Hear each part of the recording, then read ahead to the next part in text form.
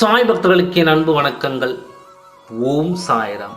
என் அன்பு குழந்தையே, உன் இல்லத்தில் உன் வாழ்க்கைக்கு மிகவும் முக்கியமான பொருள், உன் வாழ்க்கையின் உயர்வுக்கு அது மிகவும் முக்கியமான ஒன்று.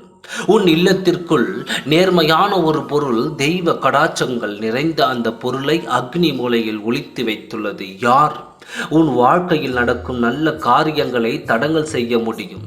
நீ நினைத்த காரியம் எல்லாம் கைகூடாமல் போகும். இப்படி எத்தனையோ இடைஞ்சல்களை உனக்கு கொடுக்க வேண்டும் என்றால் இந்த பொருள் உன் இல்லத்தில் இருக்கக்கூடாது. தெய்வ கடாட்சங்கள் நிறைந்த இந்த பொருளை உன் இல்லத்தில் இருந்து எடுத்து விட வேண்டும் என்று திட்டம் தீட்டினார்கள். அதே போல் எடுத்தார்கள். ஆனால் அந்த பொருளை அவர்களால் உன் வாசற்படி தாண்டி வெளியே கொண்டு செல்ல முடியவில்லை. அதனால் என்ன செய்து விட்டார்கள் தெரியுமா? உன் இல்லத்திற்குள் அக்னி மூலையில் உனக்கே தெரியாமல் ஒளித்து வைத்து விட்டார்கள். நீயும் அந்த பொருளை மறந்து விட்டாய். அதன் மூலம்தான் உன் வாழ்க்கையில் எதிர்மறை ஆற்றல்கள் நிறைந்தது. காரியங்கள் எல்லாம் தடைப்பட்டது.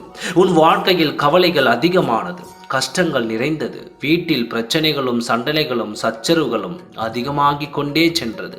உறவுகளிடையே விரிசல்கள் ஏற்பட்டது. இப்படி எத்தனையோ பிரச்சனை உனக்கு வந்தது. இதற்கு எல்லாம் காரணம் இந்த பொருள் உன் வீட்டில் மறைத்து இருப்பதுதான். அதற்கு காரணம், இருளில் நீ ஒளியில் வரப்போகிறாய். எல்லாம் மாறப்போகிறது. மிகப்பெரிய மாற்றத்தை நீ பெறுவாய். உனக்காக இருக்கும் எதிரிகள் அழிவார்கள். எதிரிகள் நினைத்திருப்பது நடக்காமல் நீ நினைத்தது நடக்கும். உன் கண்கூடாக பார்ப்பாய்.